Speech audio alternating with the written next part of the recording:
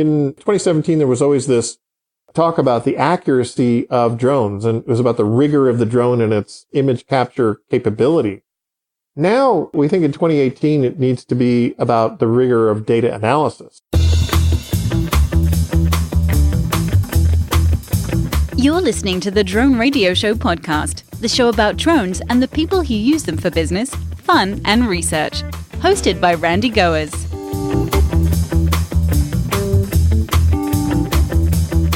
Hello, everyone. This is Randy Goers, and welcome to the Drone Radio Show podcast, episode 137. What did we learn in 2017 that will help us in the coming year? For that question, we turn to the leading analyst in the drone industry. Colin Snow is the CEO and founder of Skylogic Research, a research, content, and advisory services firm supporting the commercial UAS industry. Colin is a 25-year technology industry veteran with a background in manufacturing, electronics, digital imaging, field service, software, research, and mobility. At Skylogic, Colin and his staff help companies make critical investment decisions with confidence by providing research-based insights on the commercial drone markets. In this edition of the Drone Radio Show, Colin gives us a year-end review of the drone industry and offers insights into what we may see in 2018. But before we hear from Colin, I want to thank those of you who have been supporting my funding campaign on Patreon. For as little as $1 per month, you can help defray the costs of production and keep the podcast going and growing. Go to patreon.com/drone radio show to join the team. Now let's find out what were the 5 biggest trends that defined the drone industry in 2017. Let's pick up the interview where I asked Colin to introduce himself.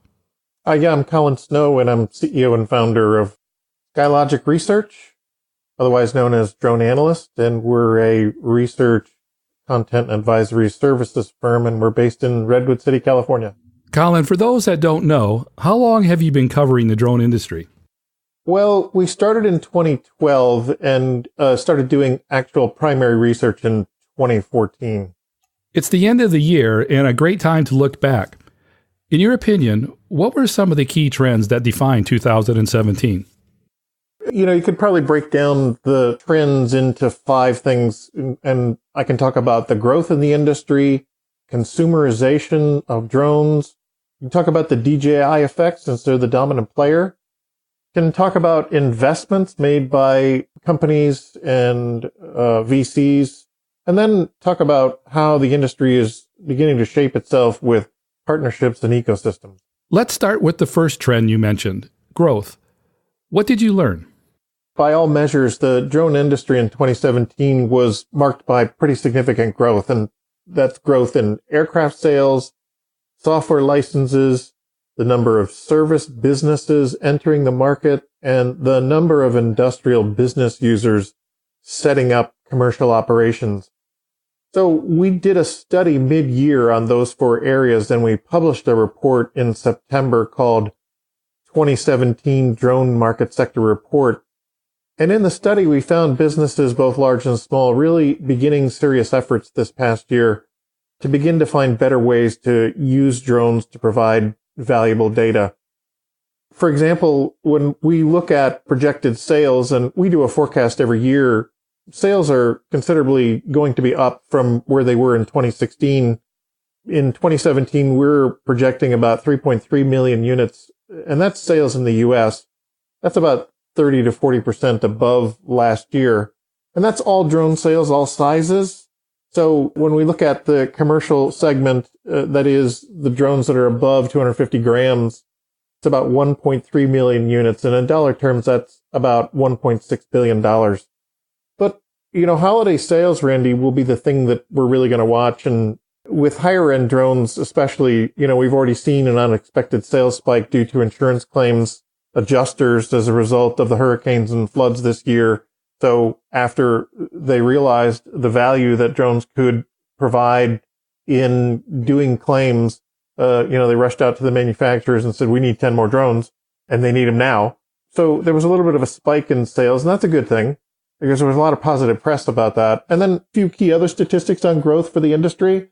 Drone registrations were up this year. As of October 31st, there's about 837,000 hobbyist users. And when you look at non-hobbyist drones registered with the FAA, it's about 107,000. And when we look at the Part 107, the number of Part 107 pilots, and that's been out there just over a year, we're now up to about 66,000 pilots. So considerable growth all the way around. How did the growth compare to what you expected? Well, it's up for lots of reasons, but probably the main reason why it's gone up in the commercial side, the non-hobbyist drones, is because of the Part 107 regulation. Part 107 regulation was a big leap forward for the industry as opposed to where it was before that under what was called Section 333s as a means to do commercial operations. So one of the things that we think is significant about this is that right now a lot of pilots, got their license, but in our survey we found that the U.S. market may be right now ahead of itself with supply. So supply is outpacing demand. And so we see service prices as we look at the prices charged by drone service providers to do everything from commercial photography to inspection. It's not clear yet. Very few are really making enough money to sustain a full-time venture. That doesn't mean people aren't. It just means that the vast majority aren't making as much money as they originally projected way back in 2013 when the original AUVSI market study was put out and said, the industry was going to make $82 billion in the first 3 years. Our data shows that more than 2/3 of service providers have only been in business less than a year, and only about 15% make more than $50,000 a year, and really only about 8% make more than $100,000 a year. So the vast majority, they really don't perform a lot of service operations per month. The vast majority only perform about 1 to 5 operations a month. And about half have only one part-time employee themselves, and they operate their business as a part-time venture. And most, about 63%, only employ one remote pilot, and again, that's themselves. So the condition that we see, at least in the commercial market, is that supply is outpacing demand at the moment. Why is it significant? Well, it just means that there's increased competition. One of the things that we found in the survey was we asked people, what was inhibiting the growth of their particular business, and they said it was the competition, and then it was competition from illegal operators. When we look at there's a gap, Randy, between the non-hobbyist drones and Part 107 pilots. So if you got 107,000 non-hobbyist drones registered with the FAA, but you only have 66,000 Part 107 pilots, it means that there's a little bit of a gap. We actually think that it's higher than that because when we look at the above 250 gram category and we look at it in the number of units, 1.3 million units that are in service, and we look at the percentages of what people who buy that drone are intending to use it for, the vast majority say that they're intending to use it for commercial purposes. So a lot of people are out there with drones because it's a low-priced piece of technology for them to go in and do considerable amount of work. So it's a low-risk entry. But it may just be a temporary thing. It just means that there's increased demand. But still, the growth hasn't been all sunshine because of the competition within the vendors themselves. So, for example, in aircraft, you have companies like Autel and 3DR and Parrot and eHang really doing dropouts and pivots, laying off people, 3DR pivoting from just being an aircraft company now to software, Autel laying off a lot of its U.S. workforce, Parrot going through some layoffs, the same thing with eHang, and there are others where there have been dropouts and pivots. And then there's consolidation. So there was a big spike in everyone trying to enter the market in 2016 in the drone show world. And now you have some consolidation and some mergers and acquisitions. So, for example, you have Emerald Acquisitions buying Interdrone, and you have the commercial UAV buying Drone World Expo. So that was all foreseen. We did foresee that there would be some consolidations and mergers and acquisitions. But that's all normal for any kind of a growing industry. You coined a phrase called consumerization for the second trend. What do you mean by that? Consumerization is one of the things we wrote about in our report. And one of the things we found from the statistics on drone purchases is that more consumer drones are being used for commercial work than ever before. So our data shows that more than 2/3, that's 68% of all drones weighing over 250 grams, are purchased for professional purposes, either government or business. And the trend becomes more interesting as you drill down on it by price point. And there's a marked difference between the difference last year than what we see in this year's study. So this year we find that this prosumer category has moved down from the $1,000 to $2,000 price range, where in 2016 it had 61% professional use, to the $500 to $1,000 range, where it now has a 50-50 split between hobby and professional use. And a lot of that is because of people buying last year's technology now. And the same thing happens in the camera business.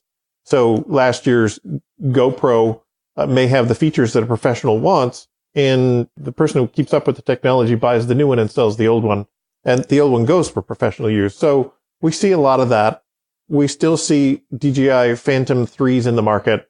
And our data, it sort of matched what we saw in the recent BARD study on drone registrations. That's the Center for the Study of Drone at Bard College. And in their report, they show that DJI accounts for 78% of the top 30 registered non-hobby aircraft. And in fact, the top 4 are DJI, what some people consider consumer drones. So you have DJI Phantom 4s as the most popular non-hobby drone, about 26,000 registered aircraft. The Phantom 3, which is lower priced than, it's below that $1,000 threshold, about 17,000. And then about 14,000 people using the DJI Mavic for professional work. How does consumerization affect industry decisions? It's pretty significant, because I go back to an article that Mike Wynn, the CEO of Drone Deploy, wrote earlier this year called Why Consumerization is Great for Commercial Drones.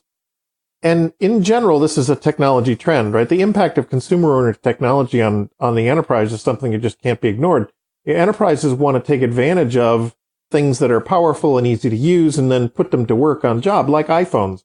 Back not 3, 4, 5 years ago, iPhones were not part of the enterprise world.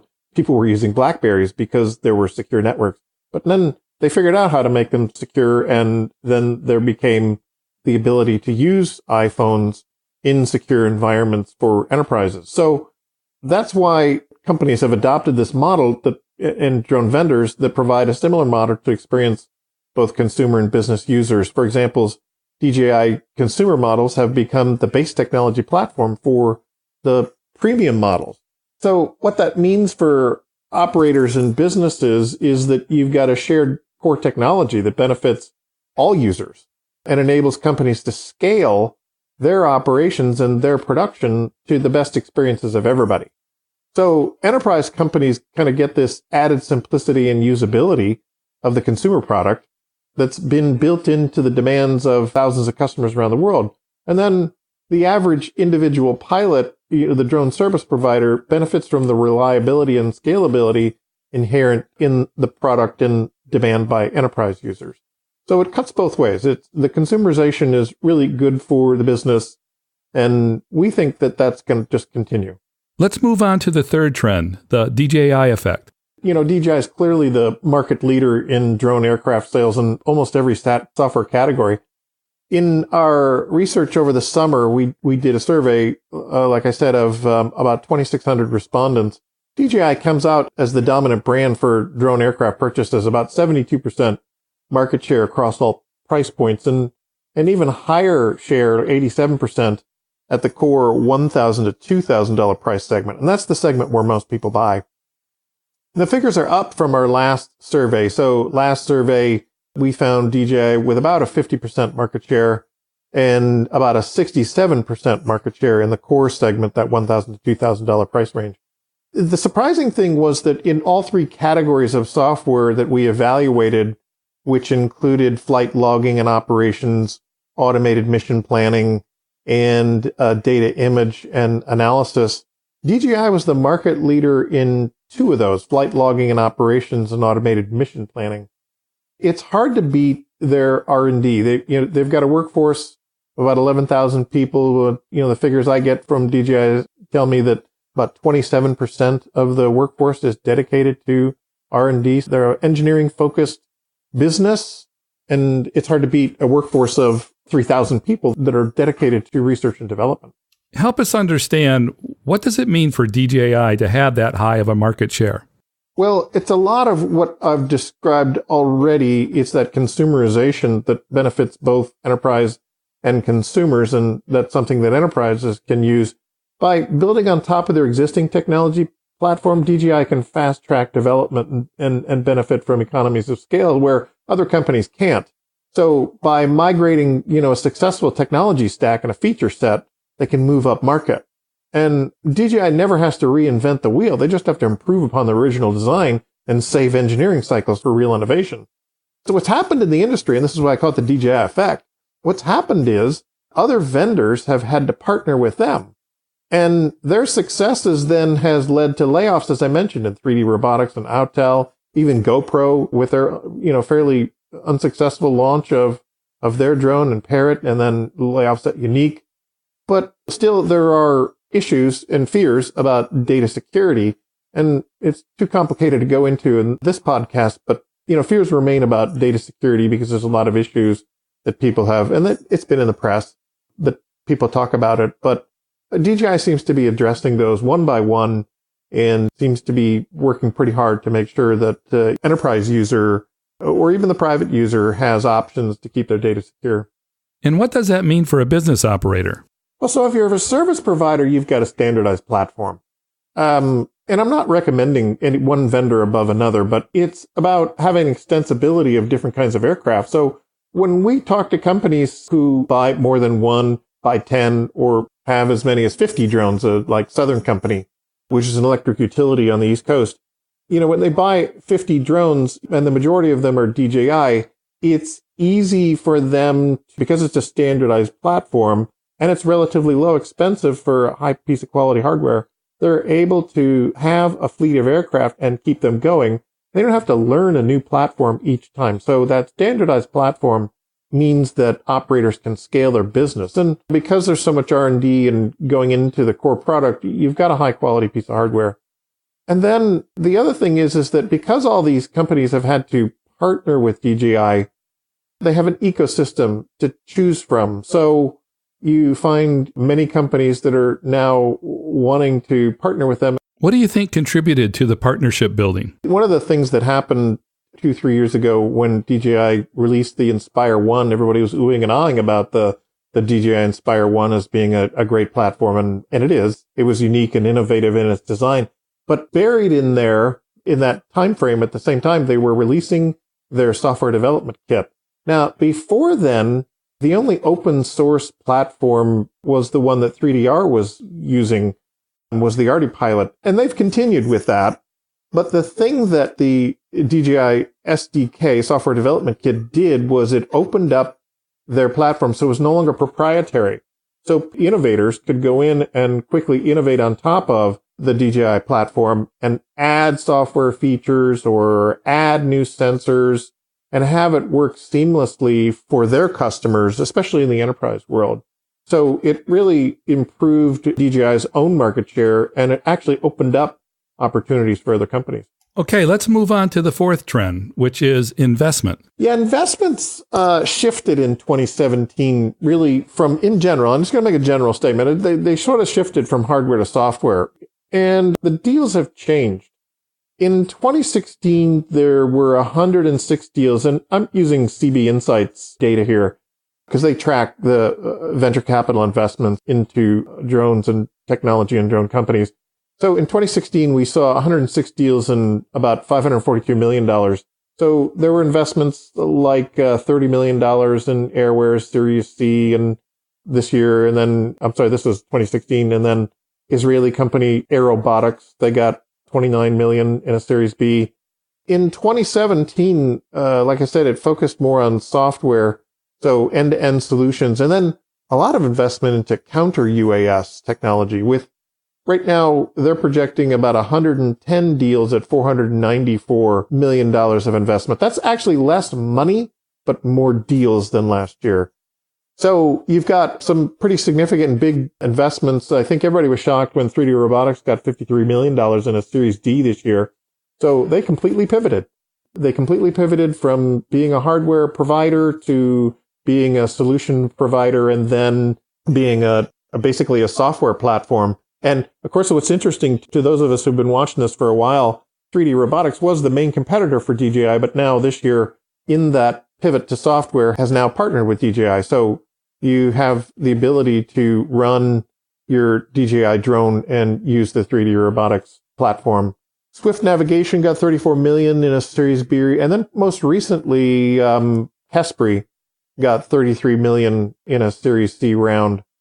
So some of the important trends, though, that we saw this year is, and we've been seeing over the last couple of years too, Qualcomm Ventures, Intel Capital, Google Ventures, those are the three most active corporate venture firms in the drone ecosystem. And they're sort of investing in a variety of categories. And their corporate counterparts like Intel, they've acquired companies in the space, primarily manufacturers. Put it in perspective for us. Well, it's significant because it shows that the industry is still maturing. And seed rounds and Series A rounds, those are the very first bits of money that you get from venture capitals. They represent about 60% of all the deals in 2017, but that's down. So early stage share peaked in 2015 with about 73% of deals.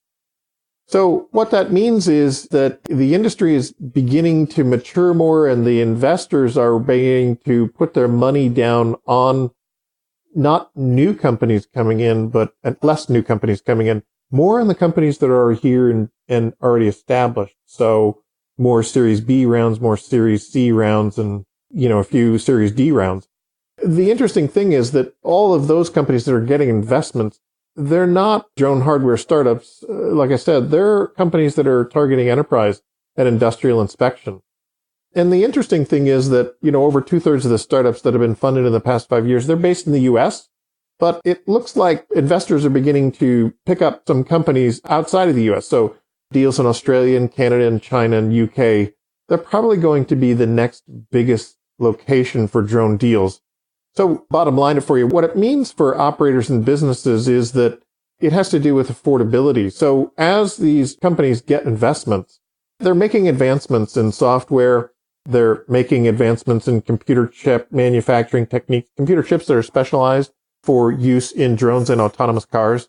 And so that economies of scale will continue to drive down cost of drone platforms, sensors, and solutions. So it means for operators and businesses really better software advances, especially in the area of AI, and better sensors and platforms. If more investment helps to drive down the cost of the platforms and the software, won't that further lower the cost of entry, increase competition, and then make it harder for operators to generate larger or growing profits? Yeah, I think so. And what it means is they're going to have to specialize. And they're going to have to specialize in areas of where they can find some value add. And the value add is not going to be just in flying a drone.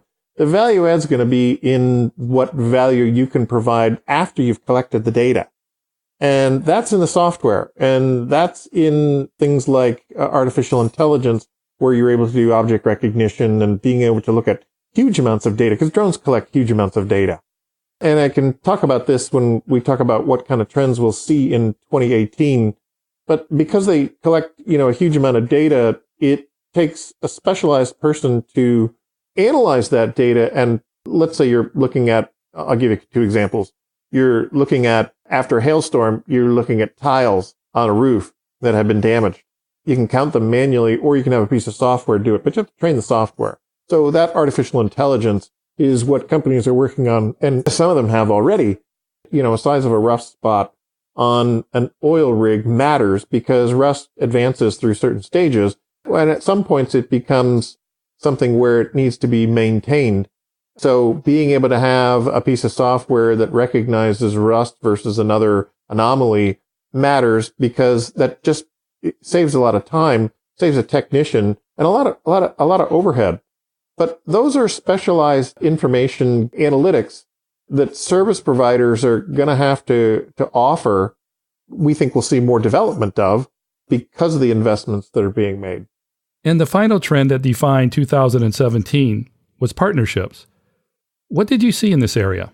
Quite a bit. And I think we sort of, gleaned on this a little bit as we talked about DJI, and it really has to do with sort of the change that we've seen from sort of this synergistic mergers and acquisitions to really the creation of end-to-end solutions. And that's coming through partnerships. So partnerships between hardware and software companies. So, for example, this year we sort of saw Intel's coming out party after they went on a buying spree. They bought Ascending Technologies and Movidius and Mavinci. And they did presentations at Exponential and Interdrone and Commercial UAV Expo. So you're beginning to see them talk about their end-to-end solution, which includes a hardware and software analytic platform. And then, DJI's partnerships, you're seeing DJI expand its enterprise offering. And in fact, it's called AirWorks was their conference, but their enterprise subsidy, they've now gotten within the company some leadership and sort of split out the company a little bit to focus more on specific verticals like construction and infrastructure and agriculture and public safety and energy. And, I went to the conference this year versus the one last year. And when I went there, it was like, who wasn't there? So you saw Drone Deployed, and you saw Precision Hawk, and you saw Centera, and you saw Measure and Skycatch. And the interesting announcement that came out of that AirWorks conference was that DJI will be the OEM for Skycatch's new Edge product that will be used to capture data remotely. And then, they're not alone. DJI is not alone. There's a lot of partnerships from Parrot. We've seen these over the years from SenseFly and MikaSense and AirNav and Dell AirTech, and partnerships and announcements with Verizon Skyward. And there's a whole bunch more. So that's it sort of in the drone vendor hardware and software space. But the other trend here, why partnerships is this uber trend, is that the regulatory and industry stakeholders are making partnerships. So you have, for example, the Drone Advisory Committee that the FAA has put together, and that was created to provide the FAA with advice on unmanned aircraft integration. And they wanted to put together a diverse group of stakeholders. It's got 34 members, and the FAA deputy administrator, and then a secretary from RTCA, which is this nonprofit that's been formed to provide technical expertise to the federal government in the formation of regulations. And interestingly enough, Brian Krzanich is from Intel, is the chairman of the committee. And the members represent really this broad variety of players, from drone manufacturers to drone operators and software providers and advocacy groups and manned aircraft representatives and airports and academia and local governments. And you've got commercial participants like Intel and DJI and Amazon and Google X and Facebook, and as well as the Aircraft Owners and Pilots Association. So you have this large group of partnerships that's going on with regulators and industry stakeholders. But it doesn't stop there. The FAA, of course, just announced their UAS integration pilot program, where you've got government entities partnering with private sector companies such as, unmanned aircraft system operators and manufacturers. And they're submitting proposals to the FAA to help shape these sort of advanced operations in their communities, which includes flying beyond visual line of sight and over people. And then you have the UTM, Unmanned Traffic Management. You've got both NASA's initiative in the U.S., and then you have this thing called the Global UTM. So globally, looking at the ability to automate the airspace approvals and eventually airspace operations when it integrates into controlled airspace. So this is sort of this interesting trend, and one that, you could just dedicate your whole day just looking at the announcements that come out on this. And the thing, Randy, that makes it significant is that, first of all, that regulators are including industry. That's a good thing. We don't think that governments and regulators should be keeping industry at bay and dictating what they should do. On the technology side, the cool thing that's happening with all these partnerships is that for the business or operator, it's a good thing. So that technology, it'll improve its utility. So when you have partnerships, they really help to support a standardized workflow. And a standardized workflow includes everything from your flight operations to your mission planning, to your data acquisition, to your data processing, the data visualization, the data presentation. And each of those sort of has its own little set of things. So what it means is that tasks can be accomplished more efficiently and cost effectively with less risk. So what does this all mean for drone business operators? Well, it's sort of good news and bad news. And I'll start with the bad news first. The bad news is that the partnerships in the regulation space actually creates a bit of uncertainty. And I advise my clients, I said, look, plan for living with some uncertainty as technology and the public and bureaucracy kind of find common ground on things like operations over people and beyond visual line of sight. Everyone assumed that by now we'd have that, but that's not the case. We're living with Part 107, and we may be with Part 107 for quite a while until we see this. So there's that uncertainty for business planning. If you're looking for more common of drones for beyond visual line of sight, we may be in that visual line of sight operations for a while. So that's sort of that bad news. But the good news is that there's flexibility. The partnerships in the technology allow drones to be able to perform more types of data gathering in a shorter time frame and more precisely than many other options. So you're going to have more aircraft sensor and software integration capabilities. And we think that's a great thing because you'll be able to see things that you aren't be able to see now. For example, companies are working on the integration of multiple feeds from multiple locations to be able to drive operations. So flight operations that are over fire or hazard will be able to see multiple feeds in a remote location, help be able to coordinate efforts better. We see companies that are working on marrying thermal imaging with video imaging. And when you put two of them together, separately, they're great. Infrared, being able to see through smoke, being able to see heat signatures, that's a great thing. But when you marry it together with regular cameras that are, electro-optical and RGB cameras, you now have a better set of data to look at to be able to analyze and give you situational awareness. Those are some pretty significant trends, Colin. Now, let's talk about what we can expect in 2018. But before we get to that, why are there so many different projections on the size and growth of the drone industry? It just seems mind-boggling at times. Yeah, this is my shtick this year.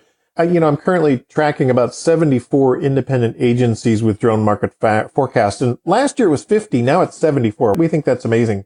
I think the issue is that the number one misconception of the drone industry is how fast it will grow, which sectors will grow, and which one will lag.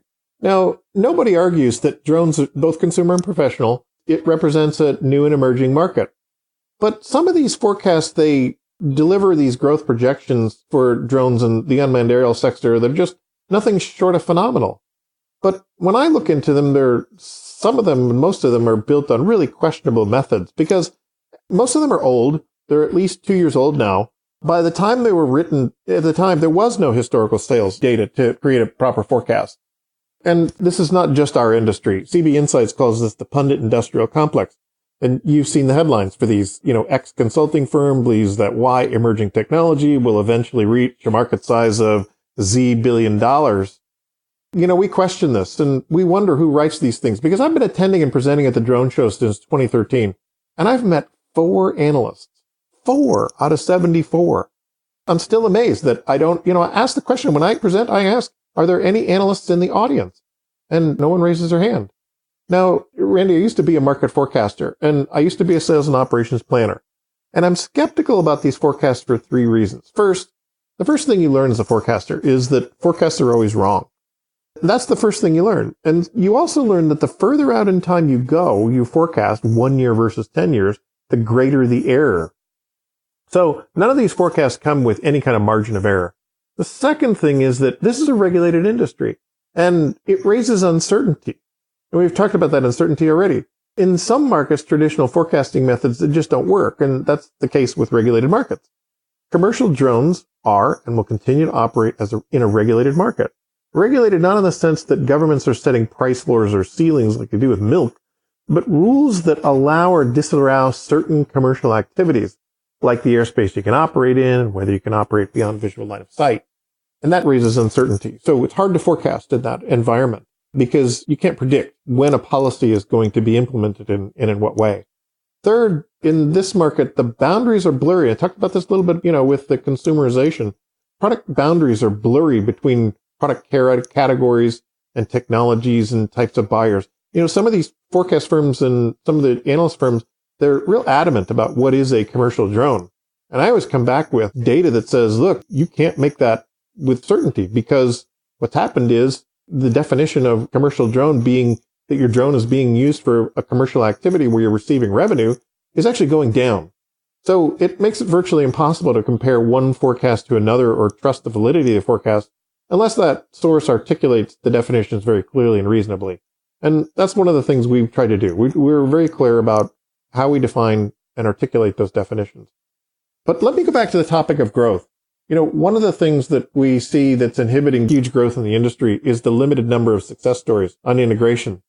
So throughout the year, we've been talking to companies who have not adopted drones, and they're depending on information that comes communicated about drones by others in their industry that have been successful. And now we think there's a lot of interest there by those companies, and you can see that from the large number of industries that attend the major U.S.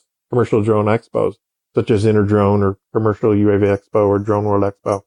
Unfortunately, only a handful of companies, and we estimated this. We went back and looked at the people who are presenting. It's only about 75 or 100 that are willing to come forward and present their use case. And most of these presentations are not about company-wide adoption, but rather particular localized proof of concept. Now, there's positive messages that come from there about the benefits of drones, and those are explained, but very little communication about what a successful integration looks like. It's very limited because when we talk with the people who are head of doing the integration, they're butting up against their legal departments and their IT departments. And then we find that companies that are successful won't allow us to share their use case. We find that companies that are already using drones that have done it successfully, they're reluctant to share too much information because they want to continue to reap the early benefits of their investment. So as a result of that reluctance to share, further integration lags. We think that companies will wait until they hear successful user stories. It's kind of a chicken and egg thing.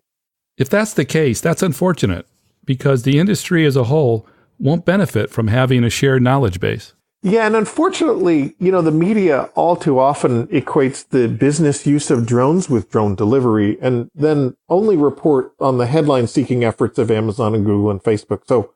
But there's much more to that, and you know that. You've had lots of guests on your show who do significant commercial activity with a tremendous business benefit. But, one of the things for me is I find it's getting difficult to generate a comprehensive story on business uses.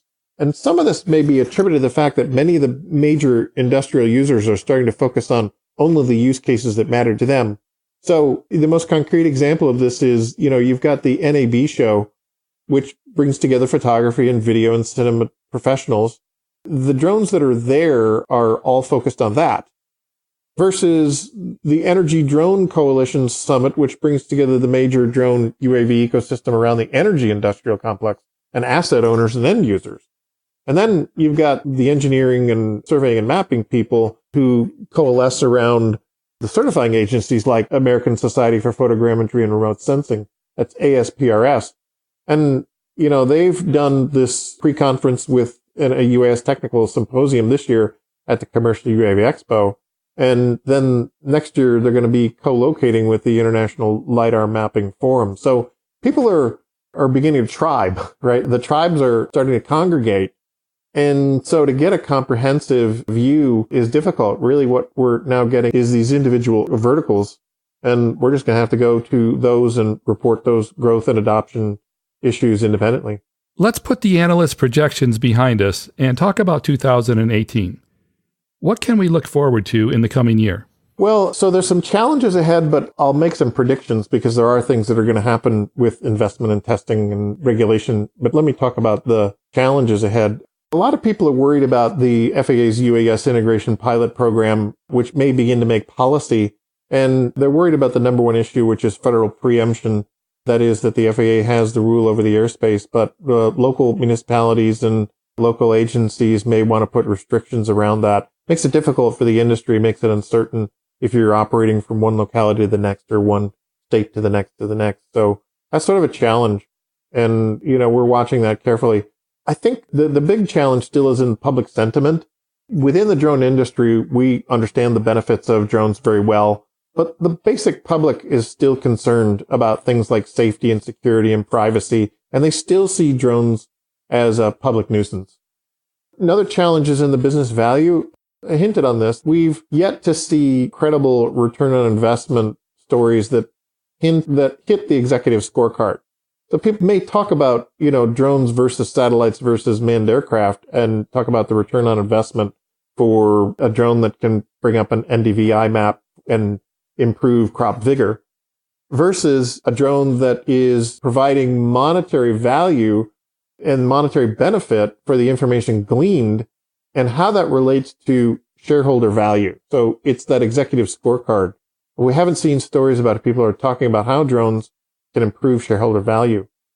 The other thing, and I talked about this a little bit too, is that drone service providers and even companies that are adopting drone usage are bumping up against their information technology department. What do you mean by that? In 2017, there was always this talk about the accuracy of drones, and it was about the rigor of the drone and its image capture capability. Now, we think in 2018, it needs to be about the rigor of data analysis. So the accuracy of image capture versus the accuracy of data processing. Because drones have, and we hear this from service providers, is that drones capture so much data, there still has to be somebody who has to create a report. And there's a promise that the technology and automated artificial intelligence will bring this automated analysis. But at the end of the day, it's still a person doing it. You can train a data set to do artificial intelligence, but it's still a person who has to train it to do it right. So accuracy matters there. And then in the area of IT, you have this data governance. And this is especially the case for drone inspections. Data governance is how you manage your data in general within your organization. IT departments have data governance rules and regulations that they follow, especially public agencies. And in the case for drone inspections where, a single drone collects 50 to 100 megabytes of data, it's managing these large data sets that become one of the things that has yet to be worked out. So drone service providers and drone departments are delivering these huge sets of data, and the IT is scratching their head. What do I do with it? How long do I keep it? Which part of it do I keep? How do I segment it? What kind of security do I put around it? These are things we think will be worked out. That's not going to make headlines, but it is going to be something that people are going to be working out and try to figure out in 2018. But isn't the software supposed to handle all of that? There's a lot of software automation we think will come. Like I said, artificial intelligence and algorithms that sort of minimize the amount of human effort to distill that information to get some actionable inference from that data set. Somebody has to do this. There's a person behind it to train the data set. It isn't automatic. So that'll be an effort and things that we'll see, and you'll see announcements around AI. And AI has its own buzz and its own hype. And, it's almost one of the ways that you can just guarantee that you're going to get a headline is that you just put artificial intelligence or AI in it and, it'll be picked up by the press. So I'm always weary of those, and you got to look at the devil's in the detail. One of the challenges ahead, there's a couple of two things is endurance. We're still on this quest for efficiencies, for better power sources and mixes of power sources like solar technology on fixed wing. Those are things that we think and better batteries, longer battery life, smarter batteries. And we still think that's a thing, and we'll see minor incremental improvements in this next year. Okay, so those were the challenges. What do you see as some of the key advancements that'll push the industry forward? You're going to see improved sensors. You're going to see announcements about software and networking and processing, and you're going to see more partnerships and innovations like LiDAR. We think we'll see more innovations coming from the DJI enterprise ecosystem. We think software, though, is going to dominate the advancements in, for example, imaging, RGB and thermal imaging and orthomosaics and radio data combo. We think radiometric data combo. We'll see people solving problems for particular industries. So it won't be just about measuring a stockpile. It'll be or looking at crop vigor from the air. It'll be the combination of drone data with other data like ground sensing and remote sensing devices, and combining those two things. Cloud-based artificial intelligence, so this machine learning, deep learning, and predictive analytics. Most artificial intelligence right now is really cloud-based, but people are working on what's called edge-based AI, where you have some of that embedded onto the drone itself, so it begins to do some recognition and analytics before it gets loaded to the cloud. That's called edge-based AI. And then we think that what we'll see, and this won't make big headlines, but they will be huge advancements for companies because they will provide that monetary value and scorecard hit that I'm talking about. And one of them is asset management systems. So the documentation and tracking of and GIS data integration into companies' enterprise asset management systems, the big software, SAP and Oracle and IBM, where people are managing their assets. And those assets, of course, are inventory or assets that are managed by a company with huge dollar values. And the more drone data gets integrated into those asset management system and the workflows are worked out and the ease and the friction is gone, we think that people will begin to connect the dots between what drones do and what value they provide the shareholder. And then there'll be advancements too. You'll see advancements in unmanned traffic management system, and we should see something about drone ID. And then we think there'll be a standard that will be created around performance-based navigation. And that'll come from some of the corridor testing that's being done, like in Genius, New York, and in other places where people are testing different pieces of hardware in these drone corridors. And we think that will move the industry incrementally forward. So that's our prediction for 2018. Wow, Colin, you've really given us a full picture of 2017 and a glimpse of some of the exciting things on the horizon for 2018. You always do such great research, and you're able to present it in a way that we can understand and use it to make decisions. I know there's a lot of info, but bottom line, what should we walk away with based on all of the information you just gave us? Well, it's hard to sum it up in a soundbite, but thanks for, my parting thought is just for people to remember that, it's not just about the drone. So it's not just about the drone itself. It's really a data information market, and commercial drones really need to be viewed as aviation and not a consumer product. Thank you, Colin. Before we close, do you have a final thought or comment that you'd like to make? Yeah, Randy, thank you so much for having me on your show. It's always a pleasure. I do listen to every podcast, and I'd encourage your listeners to listen to some of the other ones. I always listen to them at lunch. So again, thank you for having me as a guest, and thank you for all the other guests. The interviews that you provide are very helpful to the industry, so appreciate it. That's it for episode 137 of the Drone Radio Show. I hope you enjoyed listening to Colin Snow of Skylogic Research and getting caught up on the latest industry trends. I want to thank Colin for taking the time to speak with me. If you want to learn more about Skylogic Research and access some of their drone industry reports, or want to connect with Colin, check out their webpage at droneanalyst.com. If you like the Drone Radio Show, please consider supporting the podcast with a small donation. The content is always free, but for as little as $1 per month, you can help defray the cost of production. To donate, go to patreon.com/Drone Radio Show. And thanks for listening. Your support means a lot to me, and I hope you'll listen to more episodes of the Drone Radio Show podcast to hear how others are using drones for business, fun, and research. For the Drone Radio Show, I'm Randy Gores.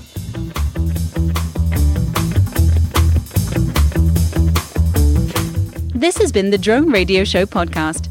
More information on today's show can be found on our website at www.droneradioshow.com. If you're using drone technology for business, fun, or research and would like to share your experience on the show, please visit our website and fill out a guest appearance application. And don't forget to follow us on your favorite social media channels.